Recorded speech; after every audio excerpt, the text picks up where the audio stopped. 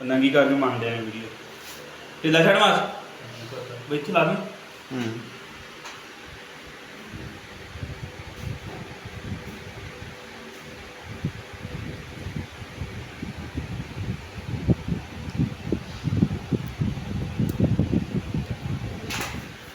अरे किड्स में जी, तो जैसा कि आप देख चुके हैं कि intramuscular injection is installing medication into depth of specially elected muscle. The bulky muscle have good vascularity and therefore the injected drug quickly reach the systematic circulation and theater into specific region of action, bypassing the first pass metabolisms.